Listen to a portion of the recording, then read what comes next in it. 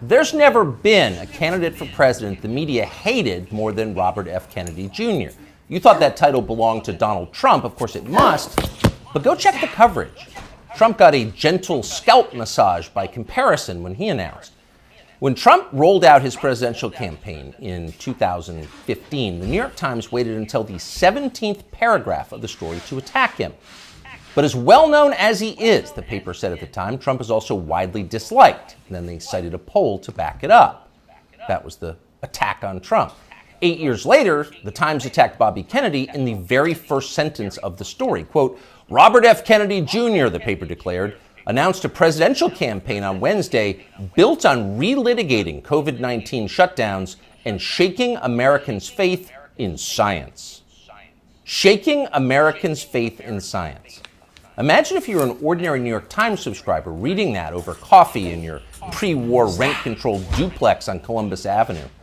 You'd think Bobby Kennedy just declared war on the Enlightenment. My fellow Americans, I have come to shake your faith in science. Join me as I drag our nation back to the medieval period. You'd be appalled. CBS News viewers likely were appalled. In its coverage of Kennedy's announcement, CBS denounced the candidate's views as, quote, misleading and dangerous. The LA Times called him a threat to democracy. At the offices of National Public Radio in Washington, a full-blown Category 5 hysteria typhoon broke out. NPR devoted an entire segment to savaging Kennedy, not just as a candidate, but as a human being. NPR described him as someone who, for his own perverse reasons, has made, quote, debunked and false and misleading claims that undermine trust in vaccines, and who, in his spare time, provides moral support to crazed extremists who, quote, rally under the banner of what they call liberty or freedom. People magazine didn't even bother to report a single word of anything Kennedy said at his announcement, and instead wrote an entire story about how his relatives hate him. Kennedy's younger sister, Carrie, the magazine reported solemnly, does not approve of Bobby Jr.'s harmful views. His harmful views! Bobby Kennedy's thoughts alone are evil enough to hurt people. That's been the tone of the media coverage around Bobby Kennedy Jr. for the past 18 years, since July of 2005. That's the moment that Kennedy published a magazine article suggesting there might be a link between the rise in diagnosed autism cases and the ever-expanding schedule of mandatory childhood vaccines. The day that story was published, Kennedy's reporting was considered so solid that two outlets ran it simultaneously, Rolling Stone and Salon.com. Unfortunately, neither one of them understood what they were up against.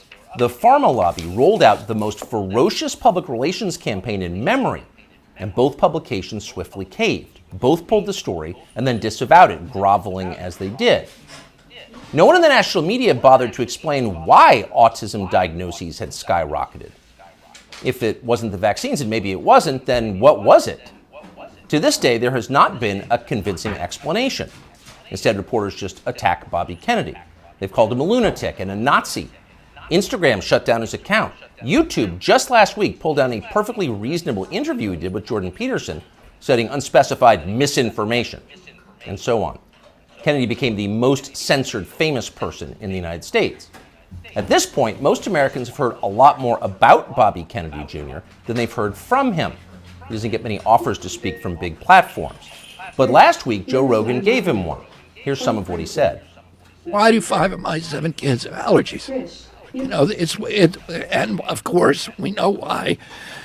Because aluminum adjuvants give you allergies. They're designed to make you, to create a hyperimmune response to foreign particles. And the last category is, the allergic diseases, peanut allergies, food allergies, eczema, which I never knew anybody with eczema when I was a kid. I never, asthma, I knew people with asthma, but it wasn't 1 in every 4 black kids like it is today. So, all of those things. Now, we went from 6% of American having chronic disease. By 1986, we're starting to have the vaccines, and we get and 11.8% of kids now, so it's doubled. Why do 5 of my 7 children have allergies? Now, we don't know the answer, of course, but it's an interesting question. In fact, it's an important question that deserves an adult answer, not that you should hold your breath waiting to get one. Bobby Kennedy asks a lot of questions like that. He notices things. Kennedy pays attention to the world around him, and he wonders why it's changing. He's an outdoorsman, a falconer, and a fly fisherman. He's interested in how nature works. He's curious. Not so long ago, these qualities were considered essential to the practice of science. All scientific discovery comes from observation, empiricism, patient watching. Without the willingness to put aside your pre-assumptions and assess with honesty the things you see and touch and smell, the changes taking place right in front of your face, you can't do science. You can't create art either, or journalism, or theology. You have to be willing to notice the obvious, and when they tell you you're not allowed to notice the obvious, you should be concerned. Imagine you were on a commercial airline flight. The plane is just leveled out at 37,000 feet, you're closing your eyes for a nap, and suddenly you smell smoke. And it's not your imagination, you can see it. It's starting to fill the cabin. All around you, people are hacking and choking. The guy in the next seat has a napkin pressed against his mouth, and he's mumbling what sounds like Psalm 23. Yea, though I walk through the valley of the shadow of death. So clearly, the airplane is on fire. But almost unbelievably, no one has said a word about it. Not a single person is acknowledging this is happening. Everyone is silent. So in panic, you yell for the flight attendant. There's smoke in the cabin, you say, as if she hasn't noticed. But she stares at you with hard eyes. Shut up, racist, she replies. That's a dangerous Russian conspiracy theory. Stop spreading misinformation or I'll call TSA and have you arrested when we land. That sounds like a fever dream, but it's also pretty close to the experience of living in the United States at the moment. All around you, things seem to be fraying and getting worse. Your gut tells you there's something very bad going on, and all the evidence suggests that there is. But the people in charge won't acknowledge that. Everything's fine, they scream. Stop noticing. But wait, I don't remember this many kids having allergies or asthma or eczema or autism or, for that matter, body dysmorphia. And why so many suicides? What's going on here? Shut up! Stop asking questions! That's their answer. But Bobby Kennedy won't stop asking, and that's why they hate him. As Kennedy spoke on the Rogan Show, a reporter for Vice.com called Anna Merlin was watching. Merlin was so enraged by what she saw that she dashed off an article attacking Joe Rogan's employer for allowing the conversation to take place.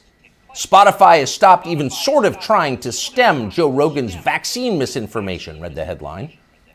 The piece never even described much of what Bobby Kennedy had actually said.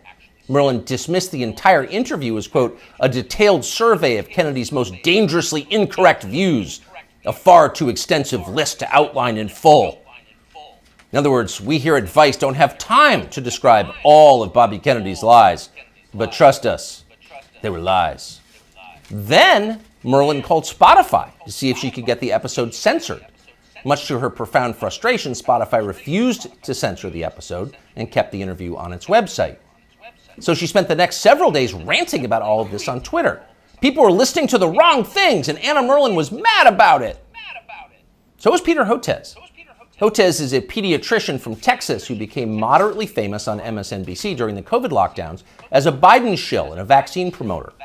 Hotez read Anna Merlin's piece and then huffily retweeted it. Effectively, why is Bobby Kennedy allowed to talk in public? And that gave Joe Rogan an idea. Why not have Peter Hotez debate Bobby Kennedy on his show? You claim he's wrong, why don't you explain why he's wrong? That seemed fair. But Hotez wouldn't bite. So Rogan offered to give $100,000 to Hotez's favorite charity if he agreed to come on. Soon others made their own pledges and the pot swelled to over $1 million. But still, Peter Hotez wouldn't come. Instead, he scampered back to MSNBC, where one of the channel's oilier hosts assured him he was doing the right thing by dodging the debate. Arguing with Bobby Kennedy is morally equivalent to debating a Holocaust denier, the host said. No decent person would do that. And of course, Hotez agreed. Quote, 200,000 Americans needlessly perished because they believed the anti-vaccine disinformation and refused to take a COVID shot. So really, talking to Bobby Kennedy would be a lot like abetting murder. And Peter Hotez, MD, PhD, was not going to do that. But wait a second, you ask yourself. Let's think about those numbers. 200,000 people died because of vaccine disinformation from Bobby Kennedy and people like him? How do we know that? Is that really science? No, it's not science. Because we don't know that. We can't know that. There is no way to know that. Peter Hotez's claim is a political attack posing as science, and he specializes in those. Here he is on television during the so-called pandemic. It's all about mask compliance. That's going to be absolutely critical, because if you don't have masks, remember, this virus aerosolizes, so even 6 feet is not enough. It can go 17, 18 feet, several meters. What we really have to do is have vaccine mandates in the schools. We should have a rule that anyone who walks into a school over the age of 12 has to be vaccinated. This is the nature of the anti-vaccine movement in this country. It's somehow married now to far right-wing extremism and white nationalist group. Anyone who's unvaccinated and has been lucky enough to escape COVID, your luck is about to run out. And I call it anti-science aggression coming from Senator Rand Paul, Senator Johnson, members of the House of Representatives, in addition to those two senators, are killers. It's all about mask compliance. We must have vaccine mandates for children. Take the vax or you will die. Anyone who disagrees with me is a white nationalist and a killer, and probably an agent of Putin. Do we say probably? Let's revise that. Certainly an agent of Putin. Again, here is Dr. Peter Hotez. We're starting to see now those same anti-vaccine messages that's coming out of the U.S. And now we're finding it in Africa and Latin America. And remember, what the other reason we're seeing this is the Putin government has, this has been reported by U.S. and British intelligence, has been piling on with this whole systematic program of what's being called weaponized health communications, trying to destabilize democracies with anti-vaccine, anti-science messages and targeting. So according to British and U.S. intelligence, anyone who disagrees with Dr. Peter Hotez is a disloyal American working to destabilize our democracy on behalf of Vladimir Putin. Now, by comparison, never in his life has Bobby Kennedy Jr. said anything half that demented. But keep in mind, Peter Hotez claims to have a valid medical license. He is allowed to treat patients. After a while, even MSNBC viewers were going to have some questions about a guy who talks like that, and apparently some of them did. As the lockdowns wore on, the population started to notice that many of the core claims the TV doctors were making were untrue. You'd only need one shot. If you got the shot, you would never get sick. You would never pass the virus to others, and so on. They said these things, as you know, again and again. Ultimately, they were proven wrong, but they never admitted it. They just attacked the people who noticed. Here's Dr. Peter Hotez calling for the Biden administration to arrest anyone who questions the COVID vaccine. The Biden administration has to realize that anti-science is a killer. Disinformation. Yeah. It's not even just disinformation. This is an anti-science empire right now, and we need Homeland Security. We need the Justice Department. We've really got to figure this out, and Health and Human Services will not be able to figure this out on their own. It's not a medical problem. It's a law enforcement problem. They've doubted me. Arrest them! It's a horrifying outburst if you think about it. If you were on tape saying something like that, you would be deeply ashamed. But Peter Hotez is not ashamed. He's become even more grandiose. Hotez has written a self-congratulatory new book called The Deadly Rise of Anti-Science, a scientist's warning, as if you were a scientist. Here's how Hotez describes himself in the book's promotional literature. Quote, during the height of the COVID-19 pandemic, one renowned scientist in his famous bow tie, appearing daily on major news networks such as MSNBC, NPR, and BBC, and others, Dr. Peter J. Hotez often went without sleep, working around the clock to develop a non-profit COVID-19 vaccine and to keep the public informed. During that time, he was one of the most trusted voices on the pandemic and was even nominated for a Nobel Peace Prize for his selfless work. He also became one of the main targets of anti-science rhetoric that gained traction through conservative news media.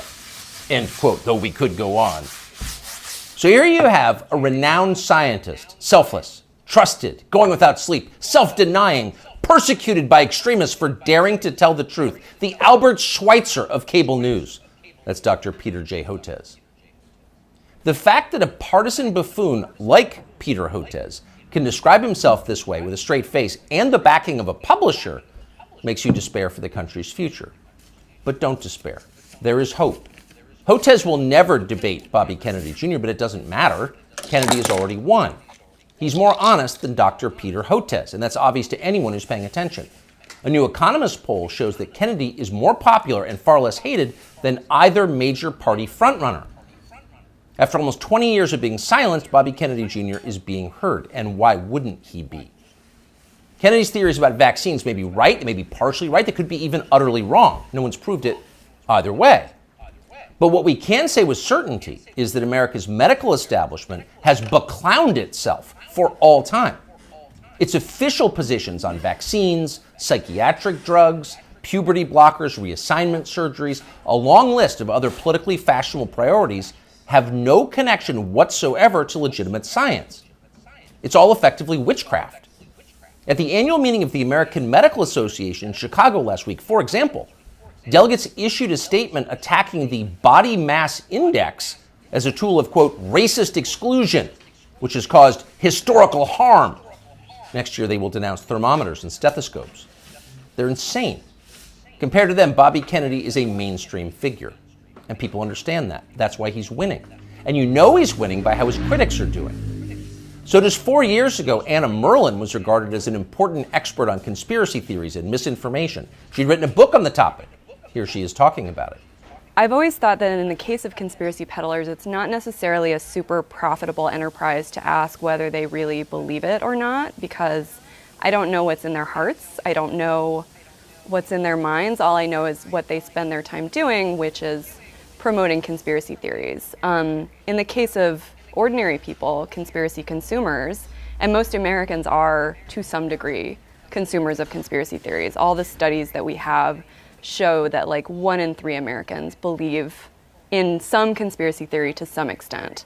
For the people in the very sort of deep end of the conspiracy pool, people who are consuming a lot of conspiracy content, I think it's really important to look at the way it helps them make sense of the world and make sense of our political moment and make sense of a lot of times like what's happening in their own lives. All the studies that we have show that like 1 in 3 Americans believe in some conspiracy theory. Huh? You'll notice the upspeak, the rising inflection at the end of the sentence. That's a familiar tick in Brooklyn. It's designed to turn a declarative sentence into a question and thereby belittle the listener. Do you follow me? Is this too complicated for you? So the lady in the nose ring wants you to know she's smart, but she's not. When Merlin recorded that interview, Vice, where she now works, was valued at more than $5 billion. Genius investors like James Murdoch were showering the company with money. Everyone wanted in on the future of media, which was uptalkers like Anna Merlan lecturing you about racism and misinformation. But that has changed. Last month, Vice filed for bankruptcy. Anna Merlan is still on Twitter screeching about how her critics are transphobic, but nobody cares. Nobody wants to hear from Anna Merlan anymore. The gatekeepers are transparently ridiculous. Everyone can see that. People have started to notice. You often hear people say the news is full of lies. In Kennedy's motorcade, 239 people. Cell death of Jeffrey Epstein.